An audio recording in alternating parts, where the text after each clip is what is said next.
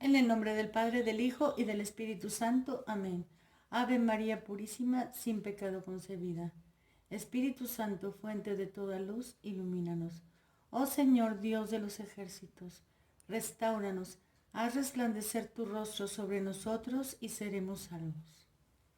Muy queridos hermanos, ahora vamos a tocar el punto, ¿qué es la blasfemia?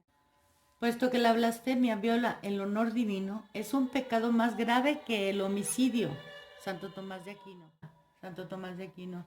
La blasfemia es una enfermedad espiritual, pierde al alma que se entrega a ella y lleva al infierno a los blasfemos. Es un pecado grave, un error terrible. Desde la Edad Media, la blasfemia era considerada como una perturbación en el orden de la naturaleza, así como en el orden sobrenatural, ambos creados por Dios.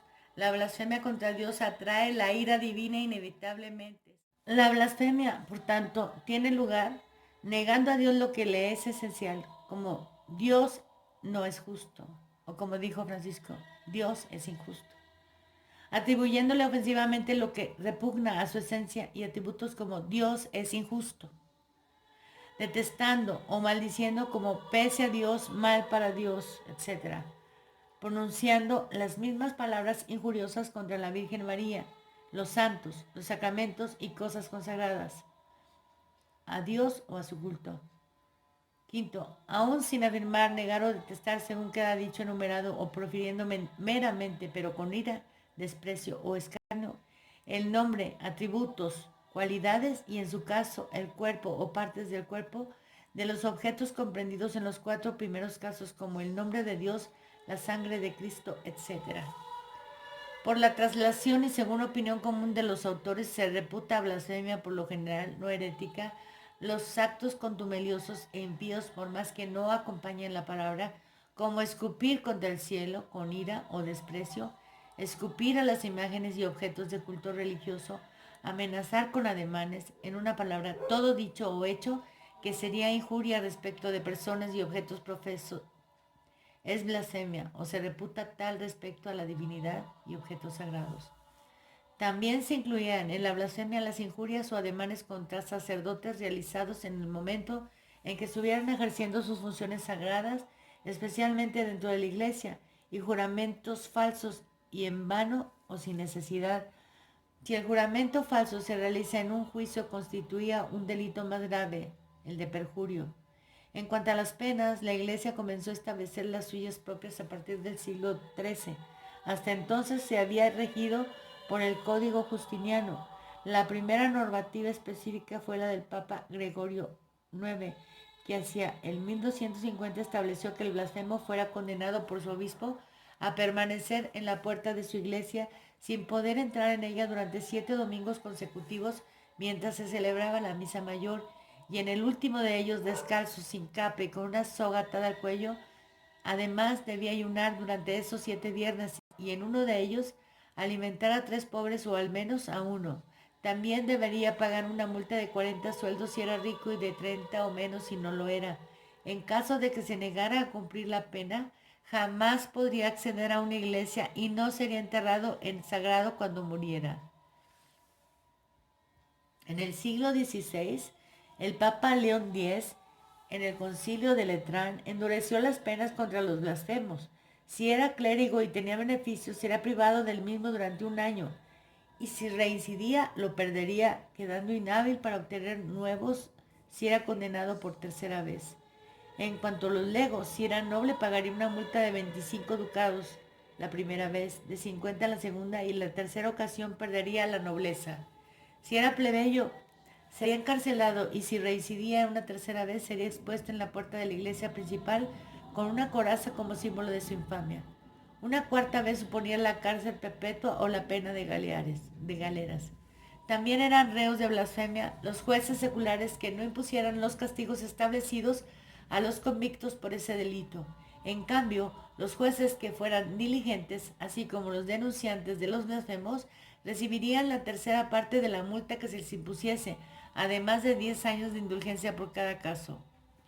Muchos más terribles fueron las penas que estableció el Papa Julio III en la Constitución de 1550 confirmadas por el Papa San Pío V en 1585. A los blasfemos plebeyos reincidentes se les perforaría la lengua y si persistían serían azotados y paseados por la población, condenados a galeras o desterrados para siempre. Estas mismas penas se aplicarían a los que no denunciaran a las personas a las que hubieran oído blasfemar. Los sacerdotes reincidentes que no tuvieran beneficios serían degradados y condenados a penas de cárcel o de galeras. En el siglo XVIII, la Ilustración europea rechazó el concepto mismo de la blasfemia y denunció que fuera considerado un delito. El marqués de Langley afirmó: un blasfemo no injuria ni roga perjuicio a nadie, ultraja únicamente a Dios, que para vengar sus ofensas dispone de la muerte y tiene en sus manos los rayos. Continuemos entonces con las revelaciones hechas por nuestro Señor a Sor María de San Pedro con respecto a la blasfemia. Nos quedamos en que nuestro Señor decía que se tenía que hacer reparación pública y amenazando a las ciudades que no hicieran esta reparación. ¿Qué corazón podría escuchar tales amenazas sin emoción? Los reproches del Salvador fueron muy bien merecidos, porque su culpabilidad era palpable. En todos los rangos de la sociedad, la blasfemia sale con una impetuosidad aterradora. Ataca abiertamente a Dios y lo hiere como una flecha envenenada.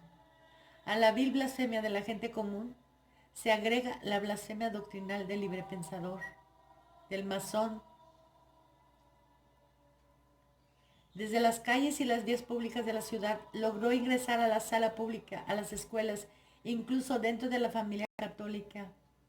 Se entroniza en nuestros teatros, se exhibe sin rubor ante el público, se escucha en cualquier conversación ordinaria, se abre camino en nuestros libros, folletos, periódicos y, en resumen, en la multitudinaria colección de publicaciones periódicas con las que nuestro mercado literario se inunda diariamente. Se disfraza bajo todas las formas posibles para todos los gustos, pero con preferencia adopta el tono de burla y broma que provoca la risa burlona.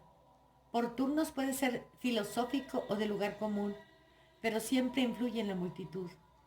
Ataca en primer lugar a los dignatarios de la Iglesia, los más dignos de respeto y las enseñanzas más elevadas, luego dogmáticas. Sí, la existencia del cristianismo mismo, como hemos leído en los libros de Ratzinger.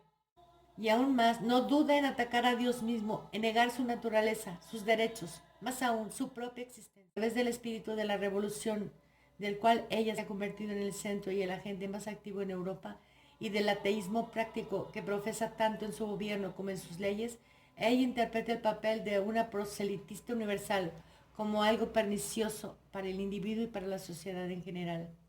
Necesitamos sorprendernos de que ella en particular haya sido amenazada con la ira de Dios. El Señor deseaba que mi pobre país usara como escudo contra la furia de su justicia esta reparación. Pronto ella recibió promesas de perdón y signos de esperanza. La nación culpable no sería castigada como merecía, porque había sido el reino de San Luis y seguía siendo el reino de María. Una especial fuente de misericordia se abrió para ella.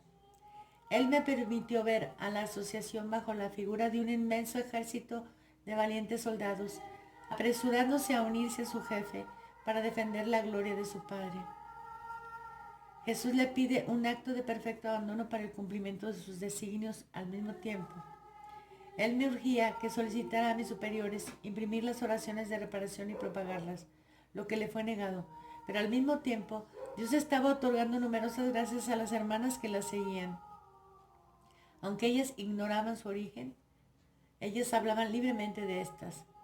Una hermana dijo: realmente tú puedes obtener de Dios todo lo que deseas haciendo esta novena de reparación. Había una hermana verdaderamente enferma que fue inspirada a prometerle a nuestro Señor que ella haría esta novena, y al tercer día ella estaba perfectamente restablecida y vino a compartir su alegría conmigo. Estos eran grandes consuelos al considerar que Dios nos obsequiara especiales gracias a través de las oraciones, lo que me confirmaba en mi opinión de que la gracia y las comunicaciones espirituales que recibía de Dios con respecto a esta obra no eran ilusiones. Un día, después de la comunión, mi divino maestro deseaba consolarme. Me dijo estas palabras que se han verificado: hija mía, Estas oraciones de reparación serán impresas y distribuidas. En la última ocasión en la cual él me dijo que estaba lleno de ira contra Francia y que escuché sus palabras con temor y temblor y llorando amargamente, ahora yo estaba llena de gozo cuando él me hizo saber su placer experimentado por su divino corazón a la vista del ser y la buena voluntad manifestado por sus hijos sobre el crecimiento de la asociación. Como su Santa Madre había adoptado la archicofradía por la conversión de los pecadores, así él había tomado la protección de la obra de reparación. Estas dos asociaciones actuaban en conjunto para reparar los ultrajes cometidos contra Dios, de manera de obtener perdón por esos ultrajes, unos a través de Jesús, los otros a través de María. Pero mi Señor me dio a entender que la asociación que él deseaba establecer en Francia tenía dos objetivos a la vista. Primero, la reparación de la blasfemia contra Dios. Segundo, la santificación de su santo nombre en el día del Señor. Consecuentemente, la extirpación de la blasfemia y la prohibición del trabajo manual en el domingo.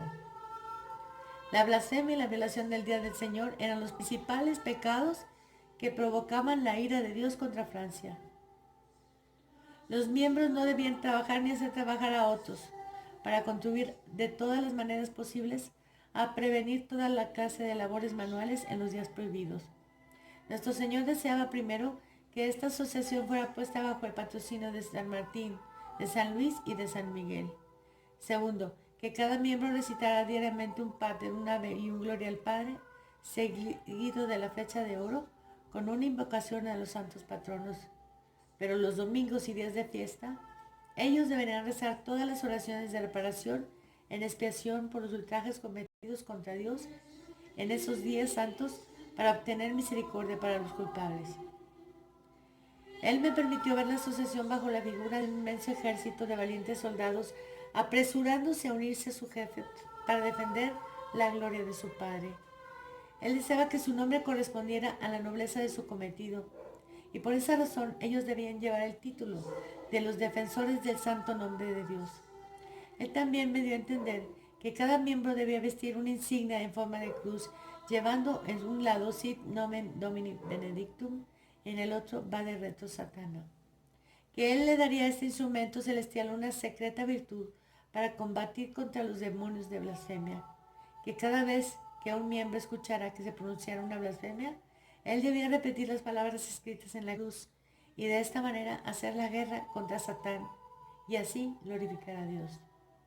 Nuestro Señor me manifestó que el diablo haría uso de todos los medios en su poder para aplastar este trabajo desde el principio. Sentí que yo podía derramar hasta la última gota de mi... Oh, si pudiéramos conocer la alegría que guarda esta asociación, nos uniríamos bajo el estandarte de esta gloriosa milicia, de la cual Él es su comandante en jefe, para pelear con los brazos de su cruz contra los enemigos del santo nombre de Dios, sometiéndolos bajo su estandarte.